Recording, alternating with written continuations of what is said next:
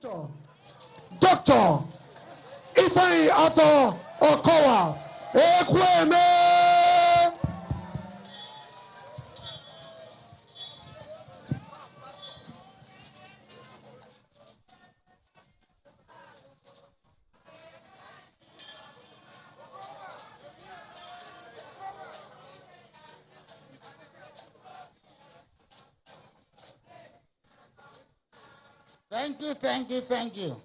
Thank you. Your Excellency, our National Chairman of the greatest party in Africa, Senator Dr. Yocha Yu, members of the Working Committee of our great party who have accompanied the chairman to this very event. We are truly very delighted to welcome each and every one of you. Members of the Board of Trustees who are also in the entourage of the chairman, our leaders who have come from various parts of the state, including our leaders who are members of the National Assembly, the state chairman of the People's Democratic Party, all our brothers and sisters who are here to welcome our national chairman, gentlemen of the press, ladies and gentlemen. Mr. Chairman, we are truly very excited that you're with us today in Delta State. This is your first official visit to this state since you assumed office. I want to thank you because you have given breath with members of the Working Committee to our party, and we believe that we are on the course to causing history to be made as we recapture a seat of power at the national level to be able to right the wrongs. Mr. Chairman, sir, this particular project is dear to my heart, not because of the road, but because of the storm drainage projects, 2 in number, which we're going to commission today. Some years ago, a few years ago, when I came into government in Delta State, precisely in 2016, I slept, and by the time I woke up, my ADC drew my attention that the government house fences have been breached in 2 points because the flood water from Okpanam had destroyed the fences that we had on either side. And I knew that I had a very serious problem on my hands. We had to cause a study to be made that delayed us for another 12 months. And then by the 18th month, after the studies, we had to take a bold step. Then, the finances of the state was really bad, but we just thought it was something we needed to do. And today, by the special grace of God, we can now boast of streets that are passable, and we can now boast of streets where people can truly live in. Because a lot of our people were parking out of the area, not only around here, but in many places. The fact that we took a bold step, yes, you start probably when you see the beginning, you probably see the drains at about 1.6, 1.8 meters square. But as you move to the end, you get to a level where you're actually having drains that are 3 meters by 3 meters. For people who may not understand it, 3 meters by 3 meters is 10 feet wide and 10 feet deep. That means conveniently you can drive jeeps through the drains. And we, being lucky, we have the River Wine, we have the Amelimocha River, and we're able to move the water, the storm water to these places. So in the rains now, we do not suffer what we used to suffer in the past. This beautiful road that we came through, the dualized road in Okpanam, normally in the rains you cannot go through, because once it rains, that shuts it down for that whole day. And even by the next day, the flood effect will still be there. But it is no longer so. As it rains now, what you find that within 10 minutes, all the water is gone straight into the river. And we give God the glory. And the 2 stormwater drains were constructed by very respectable firms.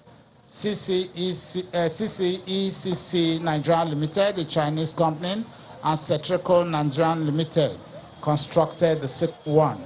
We even had to move the second one, the drains, through the government house, because that was the only pathway that we could take it to the Amilimocha River, and that meant we had to go very deep down to bury the drains before it came out to the surface to discharge into the Amilimocha River. So Rafuweche Street is a street that takes the second drain. That was the route for the second stormwater drainage project that delivers water to the River Awine. So, Your Excellency, you are commissioning this Rafuweche Street, or Rafuweche Road, and the 2 storm drainage programs. But we have, as a government, done a lot to impart on the lives of our people. This state will pride ourselves in the first instance in the health sector that we're the first state to actually give life to health insurance. Because as soon as we came in 2016, we had a legislation for a compulsory, mandatory health insurance scheme for our people. And the government undertook, because of the very high maternal mortality rate and infant mortality rate, government undertook to pay the premiums for children, all children under 5 years of age, and all women who are pregnant. And to date, we have continued to pay their premium, and we know the impact it has made because we have grossly reduced maternal mortality and infant mortality. As of today, we have 1 million persons registered in our mandatory health insurance policy, and we have become the role model for the entire nation. That we thank God for. Today also, Your Excellency, realizing that a lot of our people did not have access to tertiary education, not because they are not qualified, but because we do not have enough space. We have had to upgrade 3 former institutions that we had, an upgrade of the institutions to universities. And these are the former Ozoro Polytechnic at Ozoro, now University of Science and Technology, the Amai campus of the Delta State University, now Denis Osadebe University, and the former College of Education, Agbo, is now upgraded to University of Delta, Agbo. These 3 universities, we had the accreditation the same day, and we have already had the first set of students, and to show the fact that even when the people did not apply directly to these universities because they had already applied for JAM, but they had to ask that those who wanted or preferred to be in these universities can do a change through the portal. As of today, the University of Delta Agbo, in their first intake, they have over 2,000 students and undergraduates in the first thought. The University of Science and Technology at Ozoro has a total intake of about 1,800 persons, while the university, the Denis Osadebe University, has over 600 people in the first intake. And we believe that this is a growing concern, and a lot of our people, because Deltans are interested in their education, and a lot has been achieved, and a lot more persons are going to be able to enter into our university in due course. So that is one thing we pride ourselves about also in the state. Our empowerment programs have touched on our youths, and today Delta State is one of the safest states in the country, because our leaders across the state, our women across the state, and our youths have continued to partner with us, and we have continued to empower a lot of our youths through various entrepreneurial programs. And we have it in various forms. Through the Ministry of Youth Development, we have what we call the RISER, the Rural Youth Skill Acquisition Program. We have the Job and Wealth Creation Program, which is run by a job creation officer. We also have what we call the GEST. GEST is the Girl Child Entrepreneurship Program. And through these various means, we have empowered several thousands of our youths.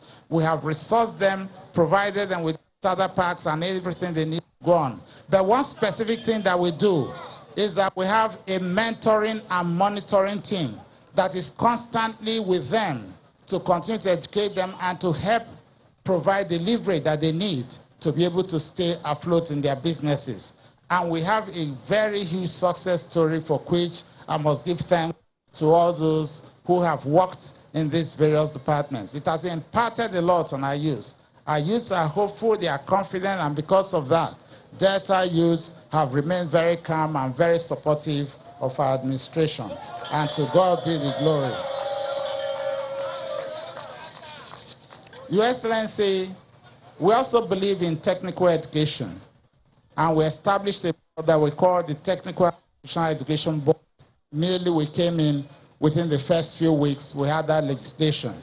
And through that legislation, we are training several thousands of youth through our own state-owned vocational centers, dotted across the state, and a lot of persons have been trained.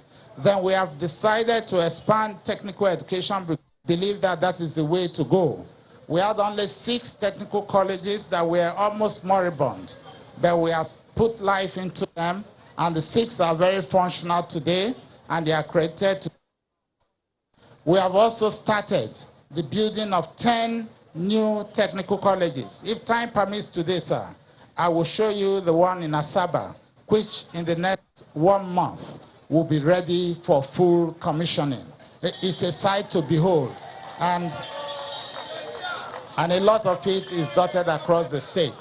We believe that this will change the educational strides of this state, because a lot of our people will learn to understand that it's not just to study and look at the books, but you need to have put your hands into use and your brain and ensure that 2 of them work together for us to actually be truly and properly skilled and be able to have a livable future for ourselves. Mr. Chairman, we thank you so much. The party in this state has stayed very strong.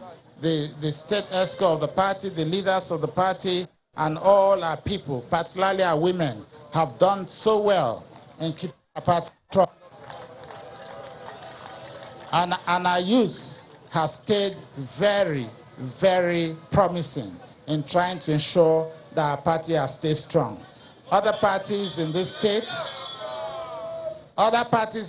they may make noise, but the truth is, we have stayed in charge, and PDP will continue to stay in charge of the politics of this state. Mr. Chairman, as I welcome you and your entourage on behalf of the good people of the PDP, the good people of Delta State, and the state government of Delta State, I pray that by the special grace of God, we'll be inviting you again and again to commission even many more projects, because there are so many. We are not able to move out of the state capital because we know that you're a busy man. So you have to come back again to commission many other projects in due course, because they are actually everywhere in this state. As we talk with you today, we are constructing several bridges across major rivers in the state, and some of them are nearing completion. There are so many things that are being done, and by the grace of God, when you return back, you see a lot that we have done as a party, as a government, and to the glory of God and for the good of our people. It is on this note, sir, that I would like to invite you to please make your speech and formally commission the raft which is and the 2 storm drainage projects that we have lined up for today. You're welcome, sir, and God bless you.